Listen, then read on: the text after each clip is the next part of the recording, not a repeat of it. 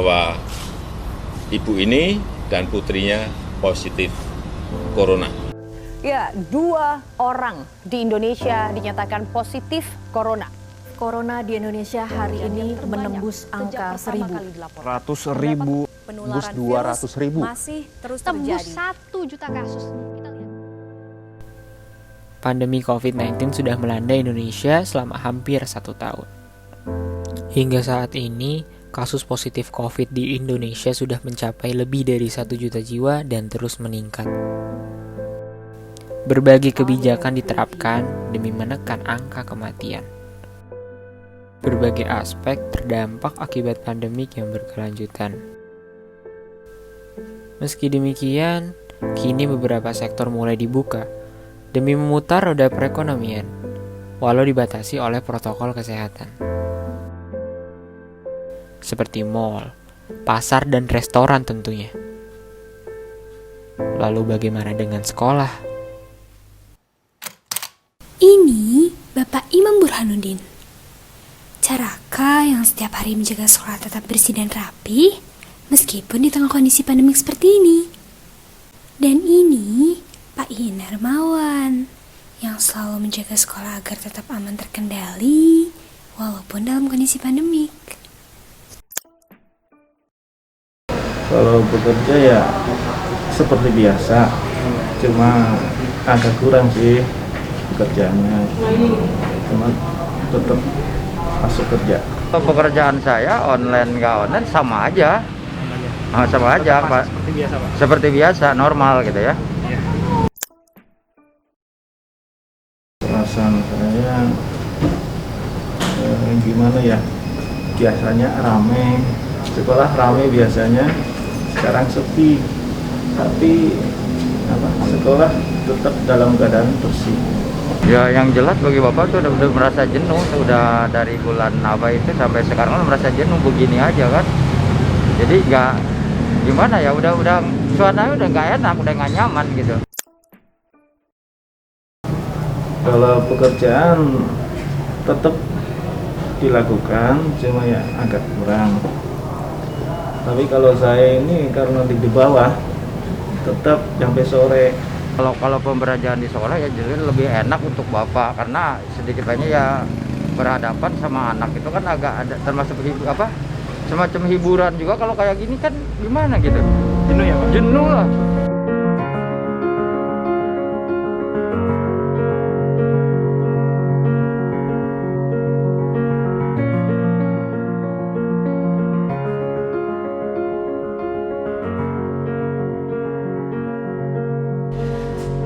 Terus siapa lagi? Dia cuma gitu aja. Udah Pak, terima kasih ya Pak. Ya, sama-sama. Aku Alezakia dari 47 angkatan 2023. Namaku Erisa Sekar Anindita dari 47 2023. Saya Hubadi Syadid dari 47 2023. Nama saya Jeremy Nathanael Zevanya. Saya dari SMA 47 Jakarta, angkatan 2023. Saya Nasyohalia dari 47 2023. Halo, aku Salma dari 47 angkatan 2023. Saya Oli Latifah Wibowo dari 47 angkatan tahun 2023. Saya Kayla Rahmani.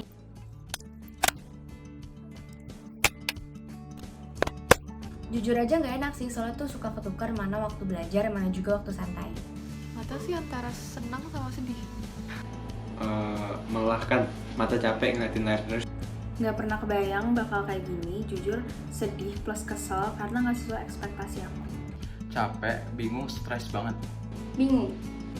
Kalau aku sih sedih karena kan jadi nggak bisa bersosialisasi sama teman-teman baru. Kalau ditanya soal rasa, pasti sedih sih.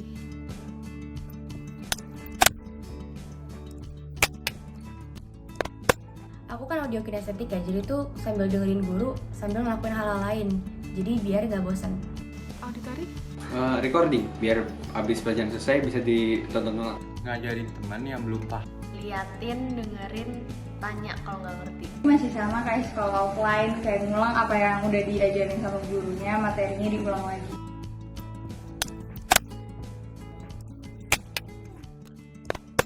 Tugasnya itu nggak sebanyak pas online. Simple sih, aku cuma pengen main sama teman-teman sekelas aku dan ngabisin jam istirahat aku sama teman-teman yang di luar kelas. Seru sih ketemu teman-teman. Kalau dari saya sendiri sih kayaknya bakal seru banget gitu ya. Karena kita bisa ketemu guru-guru dan teman-teman kita secara offline dan bisa berbicara dengan mereka secara langsung. Gak ada awkward-awkwardan sama bisa sekolah kayak dulu lagi. Ekspektasi kayaknya kalau masih dalam pandemi nggak begitu berekspektasi banyak kan, soalnya kan pasti protokol kesehatannya ketat. Mungkin kalau setelah pandemi ekspektasi ya bakal bercanda sama teman-teman mungkin. Bangun pagi, pulang sore. Bakal lebih seru, terus kayak pasti lebih serius dan yang jelas itu pasti lebih semangat.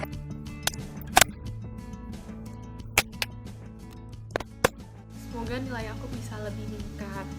Bisa ngelakuin hal seru bareng teman-teman yang nanti bakal jadi kenangan manis yang nggak bakal dilupain sepanjang masa. Lebih ke banyak memori seru bareng teman-teman. Harapan aku semoga pas offline school nilai aku nggak turun, dan karena aku udah mulai nyaman sama online school, aku bisa beradaptasi lagi sama offline school. Tugasnya nggak sebanyak online, terus kalau ada kerja kelompok atau diskusi lebih gampang. Belajarnya bisa lebih semangat, lebih benar, lebih serius. Terus nilainya juga bisa makin naik. Harapannya tuh semoga bisa lebih masuk lagi materi-materinya, habis itu bisa ketemu teman-teman dan tambah seru deh.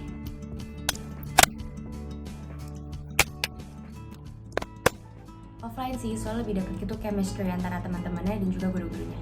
Dari segi nilai, online school lebih enak karena ruang belajarnya yang lebih tenang dan nyaman. Tapi kalau dari segi bersosialisasinya, temen aku jadi dikit banget. Offline karena vibe sekolahnya lebih dapet. Offline karena kalau offline lebih efektif belajarnya. Kalau dari saya sendiri sih, saya lebih mending offline ya, karena saya bisa ketemu dengan teman-teman secara langsung dan guru-guru secara langsung. Setelah itu, tentu pembelajaran yang saya dapatkan lebih maksimal mungkin ya. Online, karena udah adaptasi sama PJJ. Kalau misalnya offline pasti bakal harus ngatur ulang jadwal dan mungkin nggak bakal sama persis kayak dulu lagi sekolahnya.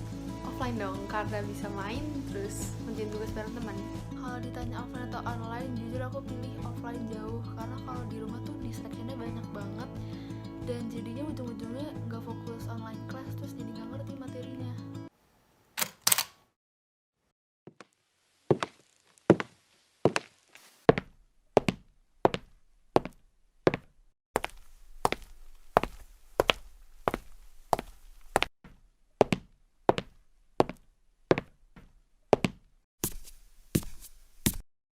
Memang tidak mudah bertahan pada hari-hari ini. Banyak dari kita yang dituntut untuk dapat beradaptasi dalam kondisi yang tidak pasti. Begitu pula pada sektor pendidikan. Pembelajaran jarak jauh saat ini menjadi solusi terbaik yang dapat diterapkan. Walaupun demikian, hal ini tentunya menuai banyak sekali pro dan kontra dari berbagai kalangan. Oleh karena itu, berbagai aspirasi kami kumpulkan di sini dan akan kami bahas bersama kedua perwakilan guru dan juga siswa. Inilah Opiniku, menggali jawaban dan aspirasi. Assalamualaikum warahmatullahi wabarakatuh. Halo semuanya, apa kabar? Kami harap teman-teman di rumah yang masih nonton Opiniku ini dalam keadaan sehat walafiat dan terus serius nonton Opiniku ya. Sebelum kita lanjutin ke talk show ini, ada baiknya kami sebagai MC memperkenalkan diri terlebih dahulu. Nama saya Ahmad Saiful Anwar. Dan saya Keisha Ratu Alivia. Selamat datang di talk show Opiniku. Tunggu dulu Deo, sebelum kita lanjut ke talk show ini, ada baiknya kita jelasin dulu nih apa itu Opiniku. Mungkin you bisa jelasin. Jadi War dan penonton sekalian di rumah, Opiniku adalah program kerja baru dari MPK SMA Negeri 47 Jakarta yang bertujuan untuk menyalurkan dan membahas secara tuntas aspirasi-aspirasi siswa-siswi SMA Negeri 47 Jakarta. Diharapkan dengan adanya Opiniku ini, aspirasi siswa dapat ditindaklanjuti dan didengarkan oleh pihak sekolah. Nah jangan lupa juga nih War, Opiniku ini berkolaborasi dengan Ekskul Fokus SMA Negeri 47 Jakarta yang keren banget. Wah, jadi Opiniku ini berkolaborasi dengan Fokus 47 ya, Yo? Wah, keren banget ya bisa collab gitu. Iya Tapi dong. kalau ngomongin soal Opiniku ini bukannya udah pernah diadain ya? Kalau nggak salah nama sebelumnya itu Student Talk nih. Nah, bedanya Opiniku sama Student Talk apa nih, Yo? Gimana sih, War? Tentu beda dong. Kalau Student Talk itu kita hanya membacakan aspirasi siswa. Namun di Opiniku ini, kami akan membahas secara langsung aspirasi-aspirasi tersebut dengan narasumber dari perwakilan sekolah dan perwakilan siswa. Asik, kayaknya Opiniku ini bakal seru banget ya, apalagi iyalah. talk show-nya. Nah, langsung aja kita sambut perwakilan dari guru dan siswa. Pertama ada narasumber dari guru nih, Yo. Narasumber kita keren banget loh. Beliau adalah Wakil Kepala Bidang Kurikulum SMA Negeri 47 Jakarta. Kira-kira siapa ya, Yu? Nah, siapa lagi dong kalau bukan Ibu Heni Purwaningsi MPD. Selamat datang kepada Ibu Heni. Selamat datang Ibu Heni. Terima kasih ya Bu telah menyempatkan waktu untuk hadir dalam acara ini. Nah, tadi kan perwakilan guru udah ya, War. Sekarang perwakilan siswa dong yang gak kalah kerennya. Mari kita sambut Rainer Prakoso. Selamat datang, Rainer. Selamat datang, Rainer. Terima kasih telah berkenan hadir dalam talk show ini. Nah, sebelum kita mulai talk show ini, kami udah ngumpulin berbagai aspirasi dari siswa nih. Yang tentunya aspirasi tersebut sudah kita saring, kita pilah, dan juga kita rangkum. Dan aspirasi tersebut akan kita bahas sama kedua narasumber. Dan kita di sini akan melihat seperti apa tanggapan dan sudut pandang. Sebelum itu, kami ingin berterima kasih kepada pihak sekolah yang sejak Student Talk kemarin ini loh, udah melakukan beberapa perubahan dan memenuhi beberapa aspirasi siswa nih. Dan ini pun tidak akan mungkin tanpa aspirasi kalian. Jadi kami juga ingin berterima kasih kepada siswa-siswi yang telah mengumpulkan aspirasi mereka kepada kami. Mending dari kita nggak usah lama-lama lagi ya, Yuk. Iya, langsung aja ke segmen yang paling ditunggu-tunggu oleh para penonton. Let's go! Let's go! Kalau dari Rainer sendiri kan kita sendiri udah melakukan PJJ dari lama atau pembelajaran jarak jauh. Kalau dari Rainer nih, ada kendala kesulitan nggak sih dalam melaksanakan PJJ ini? Kalau dari kendala atau kesulitan sendiri pasti nggak jauh-jauh dari jaringan kan ya, Bu? Dari jaringan, dari wifi, atau mungkin dari kuota.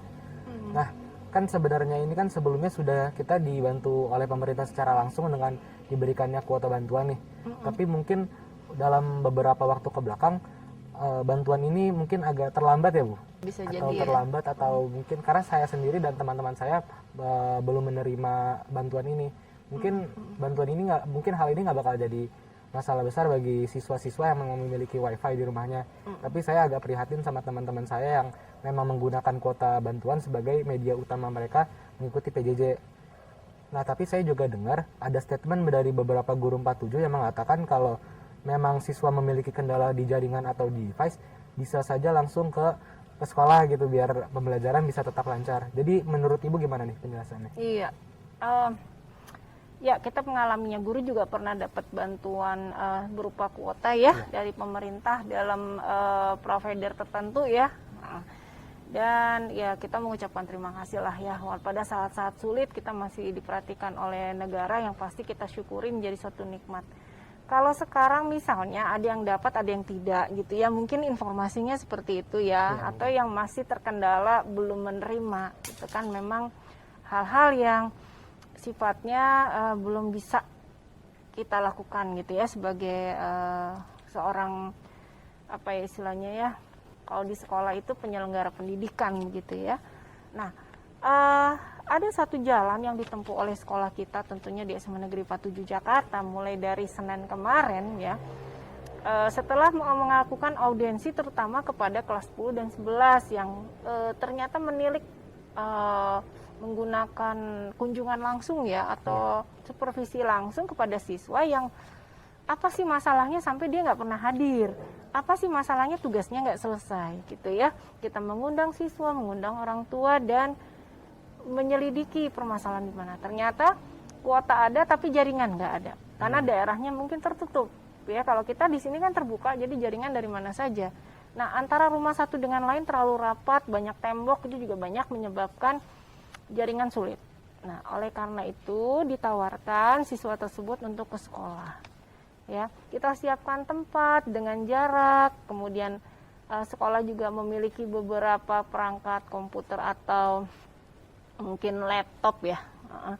Itu sudah dicoba pada kelas 10 ya. Kelas 10 ada tadi pagi saya jumpai itu ada 6 orang ya, kelas 10 IPA dan IPS. Mungkin saya tidak usah sebutkan nama ya, karena untuk etika kita yang penting sudah pelayanan. Nah, Itu langkah yang pertama. Dan saya juga cerita nih buat kalian semua, ada adik kalian yang terkendala bukan jaringan lagi, tapi kondisi ekonomi. Sampai untuk berangkat sekolah aja sulit gitu. Kenapa? Karena memang tidak ada biaya. Anaknya rajin tapi tidak bisa istilahnya berangkat. Nah ini dalam kesempatan ini saya selaku pihak sekolah mengucapkan terima kasih karena ada bantuan dari orang tua, khususnya mungkin diwakili oleh Korlas dan komite yang sudah akan menyiapkan sepeda. Ya mudah-mudahan karena rumahnya dekat ya, mungkin sekitar Kebayoran Lama dan ujung Kebayoran gitu ya. Jadi dia bisa ke sekolah dengan menggunakan sepeda. Ya nanti insya Allah bisa lah memfasilitasi, dan di sini ternyata guru-guru kalian ya welas asih ya. Kalau ini sepedanya belum datang waktu itu gitu ya, diberikan ini sekedar buat beli makanan siang kamu kalau nanti sekolah, kamu udah bawalah dari rumah, sekedar kamu bisa transport Gojek atau ojol gitu ya, diberikan oleh beberapa guru-guru yang alhamdulillah terketuk hatinya kepada anak-anak yang memang betul-betul tidak ada biaya untuk berangkat. Ya, ini alhamdulillah, dan semua menjadi suatu sinergi antara sekolah, orang tua, dan teman-temanmu ya. Tentunya kalian juga boleh melalui OSIS dan NPK nanti juga berpartisipasi kepada adik-adik atau rekan-rekan, atau bahkan mungkin ada kakakmu yang nanti pada saat US yang terkendala ya. Itu yang bisa saya sampaikan. Jadi tidak ada masalah yang tanpa solusi begitu. Yang pasti kalau datang ke sekolah tetap menggunakan protokol kesehatan ya, Bu? Insya Allah demikian, iya. Ada termogan di depan ya, ada juga hand sanitizer, ada cuci tangan, lengkap insya Allah. Dan tapi memang kita batasi tidak bisa banyak siswa dan betul-betul siswa yang sangat amat membutuhkan. Baik. Iya. Wah, seperti itu ya Bu, ternyata keren banget ya, kita itu di SMA Negeri 47 Jakarta itu seperti keluarga, komunitas yang saling membantu. Semoga dengan ini ke depannya para siswa-siswi bisa lancar PJJ-nya agar maksimal dan efektif belajarnya. Nah, ngomong-ngomong tentang keefektifan nih Ren, menurut kamu sendiri PJJ itu udah enjoyable nggak dan efektif nggak? Alhamdulillah sih kalau efektif sudah sangat efektif ya. Tapi kalau dari segi enjoyable ya mungkin karena kita di rumah ya, dan pembelajaran jarak jauh, tidak bisa bertemu teman. Jadi di rumah aja, lama-lama juga jenuh kan. Ya saya sendiri juga merasakan seperti bosan gitu di rumah, mungkin pegel-pegel juga karena kebanyakan duduk, kebanyakan melihat layar. Jadi saya mau nanya nih ke Ibu, menurut Ibu ada nggak sih tips-tips biar PJJ ini bisa lebih enjoyable dan bisa lebih efektif menurut siswa dan juga bagi guru gitu? Baik, mungkin saya membahas dari sisi tengah ya. Ya, Bu. Nanti kamu boleh tambahkan juga apa sih yang kamu harapkan sebenarnya begitu ya. Kalau dari sisi seorang penyaji gitu ya, bahwa guru adalah suatu presenter pada saat uji layak publik yaitu daring gitu. Jadi syarat-syarat seorang yang melakukan daring, yang pertama harus menguasai materi. Yang kedua, gurunya juga harus menarik. Ya, menarik siswa bagaimana dia duduk bisa jenak, senang dengan apa yang disampaikan, tidak ngantuk gitu ya. Banyak hal-hal yang kayak gitu untuk hal yang kita ingin sampaikan ya. Yang pasti ketika menyampaikan materi itu butuh interaktif. Ya, yang kedua ya di sela-sela dikasih kuisis lah istilahnya, anak jawab langsung gitu ya. Jadi nanti mana yang dapat bintang gitu ceritanya. Terus yang selanjutnya jangan segan lah untuk memberikan reward kepada siswa, itu yang dari sisi saya ya sebagai guru. Mungkin anak-anak ada yang diharapkan yang lain atau apa gitu ya. Dan membuat pembelajaran memang yang harusnya memang sulit ya, kalau 1,5 jam tuh udah dilihat 1,5 jam, tapi bagaimana sesuatu yang jadi tidak terasa gitu kan ya. Terus kalau supaya nggak pegel-pegel ya stretching. Terus kamarnya usahakan cari tempat PJJ atau tempat daring itu yang lokasi terbuka, jadi udara tetap masuk, sinar matahari ada, jadi kamu tetap pagi hari dapat asupan vitamin D yang baik gitu ya, karena ini butuh ya. Kalau sudah waktunya istirahat, jangan liatin laptop lagi atau komputer lagi atau HP lagi ya. Kenapa? Ya radiasi itu perlu dikurangi. Dan banyak minum air. Karena air itu membuat kita peredaran darah tidak mengental ya, jadi dia lancar, sehat gitu, dan sediakan makanan kalau kamu belum makan, dan izin sama gurumu kalau pada waktu jeda kamu boleh makan. Baik. Gitu ya. Mungkin dari kamu sendiri ada yang ingin, saya pengen apa gitu kan ya, menyampaikan pada gurumu. Sebenarnya harapan siswa juga pasti ada gitu kan ya. Ya mungkin biar PJJ ini bisa lebih lebih dimaksimalkan aja Bu. Menyenangkan mungkin, gitu. Iya, bisa lebih menyenangkan. Biar kita siswa-siswa juga senang gitu ikutnya. Iya, pasti.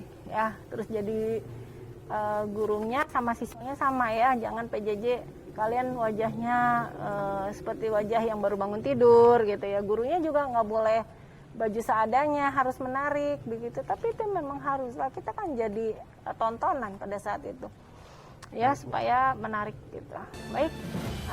Tadi diskusi talk show-nya keren banget ya, berbobot banget pastinya, dan kita jadi belajar banyak banget tentang isu-isu yang terjadi di 47. Semoga penonton jadi mengerti kedua sudut pandang pihak sekolah dan siswa tentunya. Nah, selain aspirasi nih Ren, pasti siswa juga menyampaikan saran dong, apa aja? Nah, saran yang pertama nih Bu, mengenai pembagian deadline yang ada di SMA Negeri 47 kita nih. Iya. Jadi kadang tuh deadline yang diberikan oleh guru-guru 47 tuh agak membingungkan Bu. Kayak kadang ada minggu-minggu yang sangat padat dengan tugas seperti 4 atau 5 tugas sekaligus, dan tugas-tugasnya itu tugas-tugas yang seperti membuat PPT, membuat laporan, membuat makalah, atau membuat proposal gitu yang mungkin agak berat. Dan tapi kadang-kadang tuh ada juga minggu-minggu yang sangat kosong Bu, yang cuma 1-2 tugas ringan yang mungkin agak mudah lah di kita. Jadi para siswa ini menyarankan agar Bapak atau Ibu guru dengan murid bisa saling berkomunikasi dan berkoordinasi dalam menentukan deadline supaya tidak overload gitu.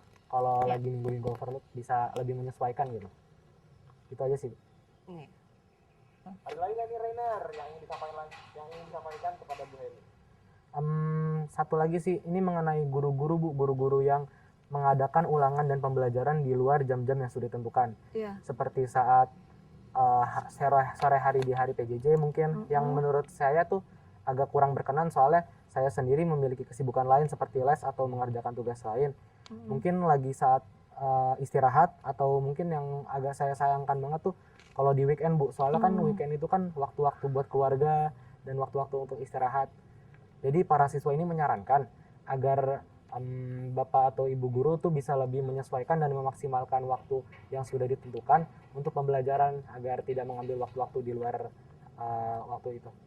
Jadi ada family time-nya gitu ya, Iya, Bu. sama gitu ya. Iya, ada porsi-porsinya Bu. Iya, oke, terima kasih. Dan ternyata segmen talk show tadi merupakan segmen untuk menutup acara OpenIQ pada hari ini nih. Tapi sebelum itu, kami ingin menyampaikan beberapa kata-kata semangat dan doa kepada kakak-kakak angkatan 2021 nih yang saat ini sedang berjuang keras meraih nilai UTBK yang bagus, meraih nilai rapot yang tinggi, dan tentunya meraih PTN atau PTS idaman mereka. Semangat ya kakak-kakak 21, semoga semua yang kakak-kakak perjuangkan pada saat ini membuahkan hasil yang maksimal di kedepannya. Amin. Harapan dan doa dari kami semuanya itu segala hal yang baik untuk kakak-kakak dan teman-teman di rumah pokoknya. Sekali lagi kita ucapkan terima kasih kepada Ibu Heni Purwaningsih dan Rainer Prakoso sebagai narasumber kita. Dan kami juga ingin berterima kasih kepada Ekskul Fokus SMA Negeri 47 Jakarta yang sangat membantu dalam proses produksi video ini. Terima kasih juga untuk komite karena dengan bantuannya acara OpenIQ ini dapat terselenggara dengan lancar. Serta terima kasih juga untuk teman-teman semua yang telah berpartisipasi dalam acara OpenIQ ini. Dan untuk teman-teman jangan lupa untuk cek dan follow Instagram Opini47.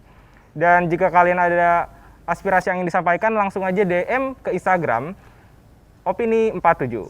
Bener banget War, dan jangan lupa juga untuk like video ini dan subscribe ke channelnya tentunya.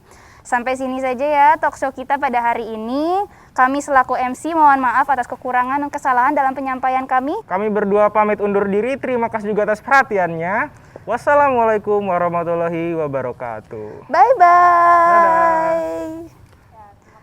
Terima kasih Ibu.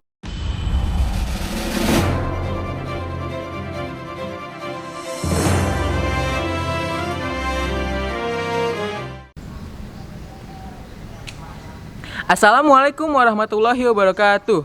Shalom, Om Swastiastu, namo buddhaya, salam kebajikan. Perkenalkan, nama saya Zaidan Sarahil Elhamdi, selaku Ketua Pelaksana Opiniku 2021. Terima kasih kepada teman-teman yang sudah menonton. Saya berharap aspirasi yang sudah disalurkan dan dibahas tadi dapat menjadi pertimbangan dan ditindaklanjuti oleh sekolah. Terima kasih yang sebesar-besarnya saya ucapkan kepada Ekskul Fokus 47 yang sudah membantu proses produksi Opiniku. Tidak lupa, saya ingin mengucapkan terima kasih kepada pihak komite yang turut membantu untuk terselenggaranya acara Opiniku ini. Sekian dari saya, lebih kurangnya mohon maaf. Terima kasih. Wassalamualaikum warahmatullahi wabarakatuh. Om Santi Santi Santi Om.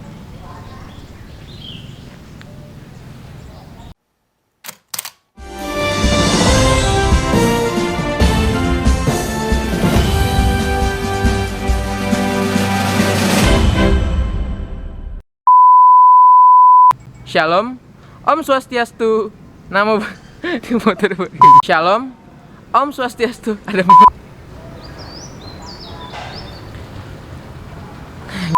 dapat menjadi pertimbangan dan Astagfirullah. Soal ini dirahasiakan dokumen false. PR merupakan simbol untuk perak di dalam tabel periodik. Satu Singkatan itu emang singkatan apa? ada singkatannya, Bu. Jawab. Sini ya. Ya, Maya. Saya ke kamera ini di tengah ya? Ya, tengah. Tapi kalau saya lagi ngomong ke ibunya, saya ngomong kayak saya ngeliat ibunya. Iya. Iya dong. Masa ngeliatnya ke ini? Oh, saya lihat.